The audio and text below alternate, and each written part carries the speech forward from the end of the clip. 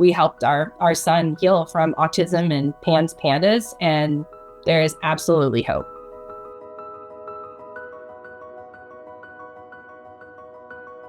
In between 14 months and 2, it wasn't like an overnight regression with him, but he had words, he was social, we had eye contact, all of the things. All of that just kind of slowly started to slip away. And then he would gain, the stimming, the obsessions. He started breaking out in rashes and not sleeping, not eating.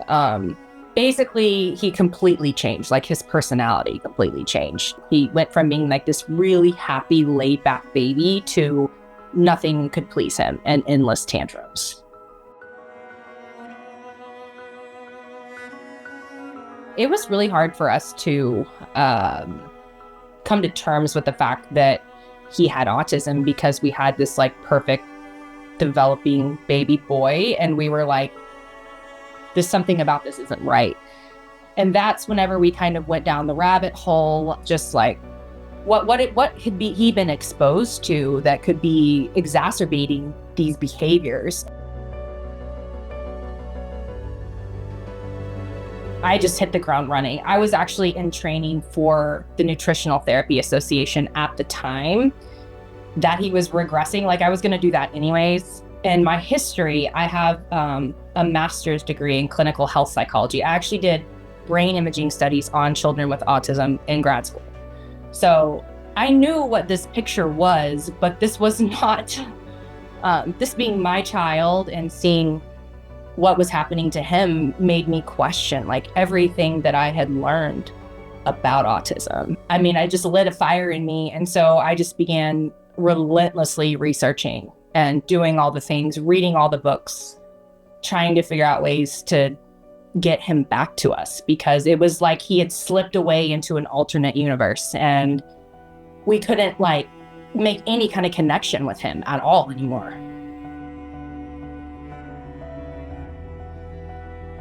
And I feel like you always hear this, right? Like, it's not linear. And I mean, we had many ups and downs, and we would go forward 3 steps, back 10 steps, and just nonstop. But we started with homeopathy and diet, which I personally wish we would have mastered diet before we moved forward with other things.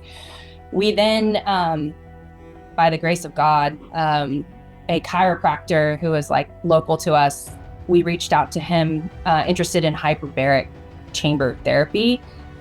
We were gifted a chamber. And so we actually had a hard shell chamber in our garage that we put him in pretty much immediately after he regressed. So we were doing that with diet, some homeopathy.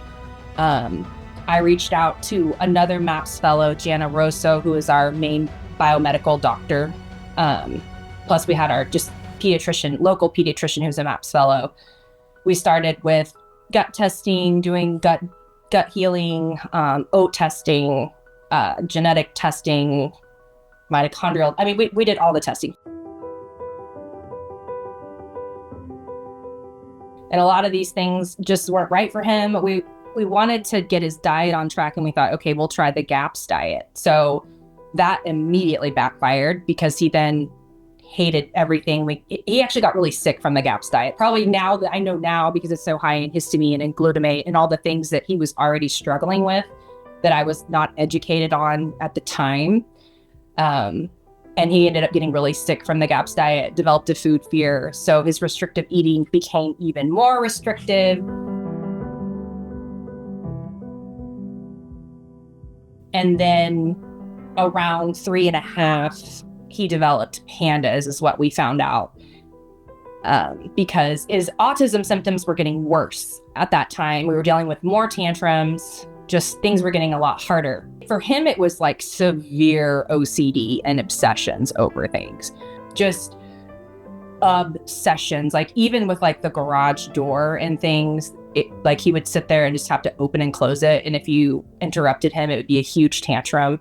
He was obsessed with black crayons. So if we got a crayon box and happened to lose the black crayon, I mean, I literally have a box of 150 black crayons in my drawer. Because if that crayon got lost, there was always the suspicion there, like, okay, is this some brain inflammation happening? Like, is that what's going on here? And that's whenever Jana Rosso recommended that we go see an immunologist to investigate the immune side of it. And that was insanely helpful for him, for sure.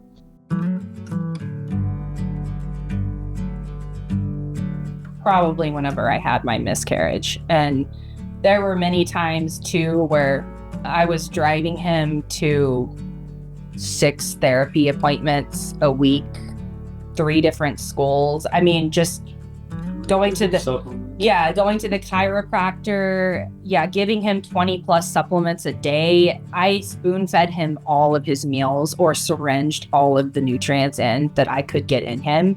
From the moment I woke up to the moment I went to sleep, if I wasn't helping him in some way, getting him to therapy, giving him supplements, I was researching or reading books or doing something related to figuring out what was going on with him.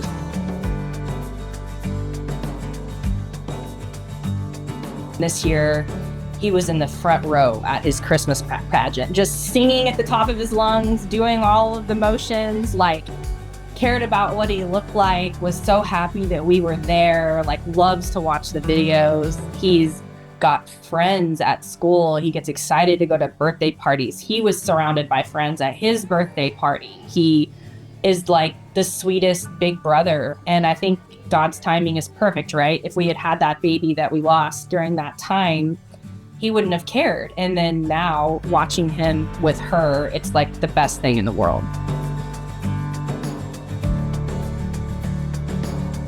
I think I struggled with being in denial for a while, and just when you see your child starting to speak and then he quit speaking and you see a regression, it was very difficult for me personally. It just like, what's wrong with my kid? He was just fine and now he's not. So once I finally kind of accepted that, and we had talked it out, but I mean, our game plan was, I guess our whole ethos going into it was, while he still had some neuroplasticity, is try to throw everything we can at it, and we'll see what sticks, and then go from there, basically. But I don't know, always had a hope that he would come out of it and he would be fine later on. We just had to really empty the savings, do whatever we could, like figure it out. And luckily she's really good in the biology department. I teach physics, so I'm more of I don't know. I was usually like, is this really real? Let me break it down. Yeah, like with the ionics with that, he's like, wait, what? But we tried all these crazy therapies. I mean, from like energy healing, dowsing rods to EMF therapy. I was like, well, I see from a physics standpoint, how this might work, but a lot of it seemed like pseudoscience. But part of me was like, you know what? Hey, if it makes him feel better, like, let's give it a shot. Who cares? Because the way I looked at it, we're in a very narrow window, and before like his mind kind of gets set. So let's do what we can. He was very supportive. We never ever like disagreed on. We just said she'd be like, hey, let's try this. We were like, okay, let's do it. We're just doing it. Like,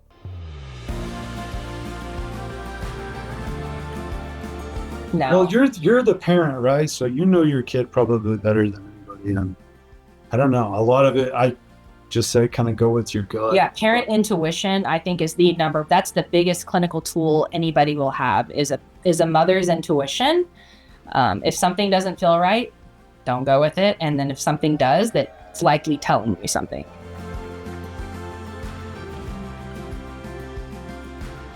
Like, my name is Kellen, and I'm 8.